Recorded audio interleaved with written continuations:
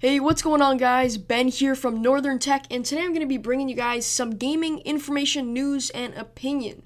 Now, I'm going to be going over some of the games I'm most looking forward to for the year of 2013 and 2014.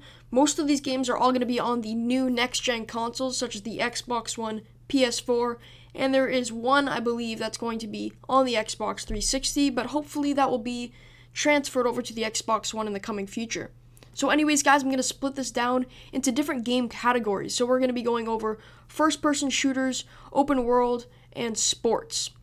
Now, we're going to be starting it down with the first-person shooters, and the games that I'm going to be going over are Call of Duty Ghost, Titanfall, and Battlefield 4.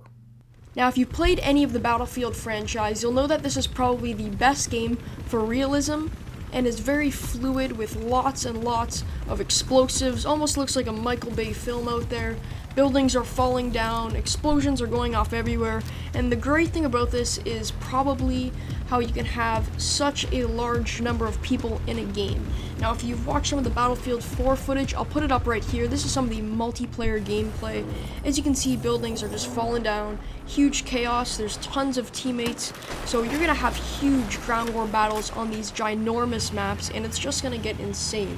So I'm just going to let some multiplayer footage run here. The campaign, I also presume, is going to be very excellent. And one thing I love about this game is the tacticality that you use with your team. So, you have a medic, you have an engineer, support man. All these come together to form your squad, and you just go all out on the enemy. And it's just a really fun and exciting game. Now, next up is Titanfall. Now, this had the 2013 Best of Game Critics Award and won over 60 E3 awards. Now, the makers of Titanfall are the same makers that brought to you Modern Warfare 2, which is one of my favorite games of the Call of Duty series. And this game has so many different dimensions to it. You have the parkour aspect that you'll see in the video here. You also have these Titanfalls, which come and are like huge care packages almost, and they're just these giant robots that you can get into. Now, what fascinated me most about this game is how they were able to make it balanced with the huge titans and the small soldiers. As you can see, there are smaller paths and buildings. These are where the soldiers are most likely to run, and then you have the big open landscapes where the titans are. Now, if you're a soldier and you cross into one of these, you're most likely going to get taken out by one of these titans. And the great thing about this game is every single multiplayer game you go into has sort of a mission that you have to do. So you'll have a debriefing as you fly into the zone, as you can see in this footage, and it's just something that's been added to the game that differs between other games such as Battlefield or Call of Duty. And finally, the last first-person shooter is Call of Duty Ghosts. Now, I'm not sure if you guys watched the stream yesterday. There was a stream for the multiplayer. Now, to be honest, I wasn't going to buy this game until yesterday when I saw the multiplayer stream. They brought in a bunch of new aspects in customizing your soldier, as well as different movement. Now you can lean from wall, you can also slide on your knees, as well as a fluid motion to when you're jumping over objects, you still keep your momentum that you have when you're running. I also loved how they incorporated one of the most dominant things in Battlefield, which is interactive environments. So you can shoot a rocket at a bus leaning off a bridge and it will fall off the bridge, or you can do tons of different things. There's also a new kill streak similar to a tactical nuke or a MOAB, and when you call it in, it's going to completely change the environment that you're in, and you're going to see fire everywhere, the buildings are going to be falling down, and that's one really cool thing I love about Ghost.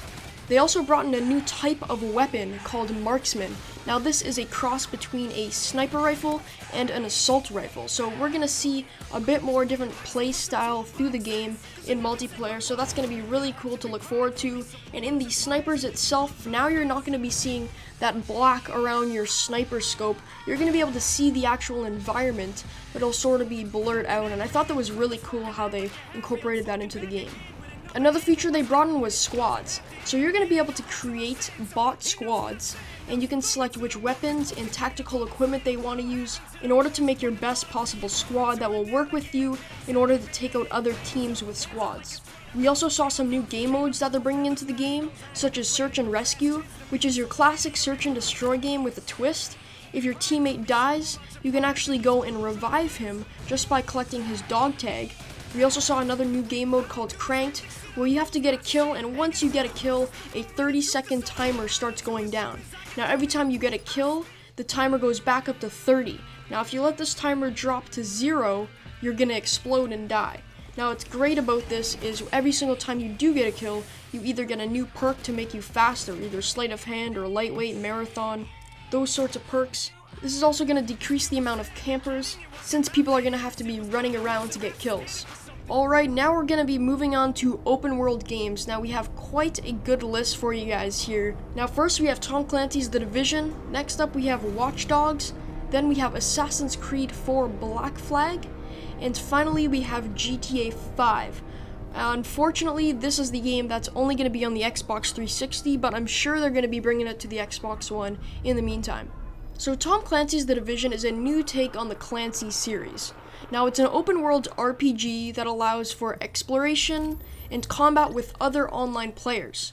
Now this game is completely online, so you're going to form a squad with your friends and you're going to be walking around exploring this whole New York City, and you're going to be battling against other squads. Now what's interesting about this is it's sort of a survival game.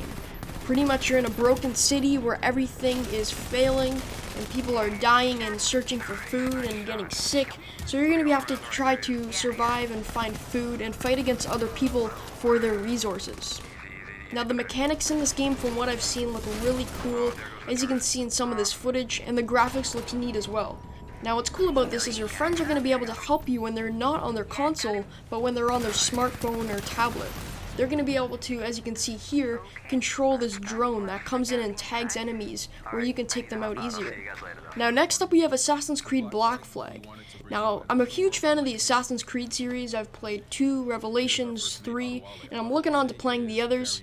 In the game you're pretty much a pirate, and there's many other different characters, and you're on a naval ship battling your way against other ships and discovering new things on hidden islands and going on underwater explorations. Now there's lots of gameplay that Ubisoft has released, and if you're into the Assassin's Creed series, I'd recommend checking it out because it's really cool. The graphics are very nice, soundtrack is going to be awesome just like before, and it's just going to be a great game to look forward to. I'll show some footage, as you can see here, just some of the different aspects of the game. There's also a whole new environmental system, so you're going to be seeing these huge waves come in on your ship, huge storms, other sorts of things like that. So it's a great game. I'm definitely looking forward to this, and I hope you guys are as well. Now next game is Watch Dogs, where everything is controlled by computers. Now you play as a character called Aiden Pierce, who is a hacker and can do sorts of things like hack into video cameras, download personal information, control traffic lights and public transportation, and use these sorts of ways to stop enemies. Now in this game, what's really cool and differs it from other RPG games is you have the option to be either a good guy or a bad guy. Now depending on what your actions are in the city will differ how you play out in the game. So if you were to go and kill a bunch of guys and it would be televised, people would look at you as a bad character. Now if you were to go protect people and help people from other enemies, they would be looking at you as a positive character. Now they also incorporated multiplayer into the campaign mode. So you could be going along doing your regular missions and someone could be in your game spying on you and you don't even know that they're there. That's a really cool aspect that you don't see in many games, and I'm really looking forward to this game, probably one of my most anticipated games for 2013. Now lastly, we have GTA 5. Now the first thing you're going to see when watching gameplay of this game is just wow. Now unfortunately, it is only for the Xbox 360 as of now, but I'm sure they're going to be bringing it onto the Xbox One. Now GTA 5 takes place in Los Santos, where you have the ability to control 3 different main characters. Now throughout the game, you're going to work with these 3 characters to complete missions. Now the cool thing about this is you can seamlessly switch between each character. And when you're not doing missions, there's so much things to do, not including multiplayer. This game is going to include days, if not months of fun. Now I'm talking there are things like skydiving, biking, golf, all sorts of sports, as well as driving, character customization. This game is everything packed into one. Now it's going to take way too long to explain this entire game because there is just so much to talk about, so you can just watch some of this footage, and I'll also leave links to the website so you can check out more on the game. Now moving into the sports category, I put the racing games into sports. Technically they are sort of a sport, you're trying to win a game, so they're going to be right in here, and we're going to be looking at FIFA 14, Forza 5, and Need for Speed Rivals. Starting up as FIFA 14, now this is pretty self-explanatory. It's a soccer game. I love the FIFA series. My favorite sport though is hockey, but I still like the FIFA games way more than the NHL games. EA Sports has included a new engine called the Ignite engine, so it's going to be much more smooth and fluid gameplay, and the graphics on top of all that are just going to make it look absolutely superb, especially running on these next-gen consoles. Now next up is Forza 5 and Need for Speed. I'm going to compare these two just in one. So Forza 5 is more of a realistic game. Now, it featured the McLaren P1, which is one of my favorite cars in the world, and you're going to see just stunning graphics in this game. That's something that Forza has always tried to master, and they are constantly getting better at it. Now, Forza is going to have much more better mechanics than Need for Speed, but Need for Speed is more sort of a fun game that you can play with your friends.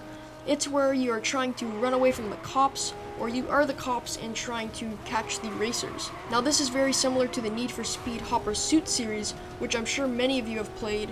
I used to love playing Need for Speed Hot Pursuit 2 on my GameCube back in the day, so I'm just really looking forward to both of these racing games, and I'm probably going to pick both of them up. Well guys, those are the list of games I wanted to show you guys today. Now if you're like me and you want to pick all of those games up that I mentioned in the video, that's going to cost you around $600, which is way more than the console, so I recommend you guys start saving your money now. Now, I'll have further detailed information in the links below, so I hope you guys like this video. I don't often do gaming videos. I'm going to try to mix it up between tech and gaming, because I have loved gaming as well for most of my life.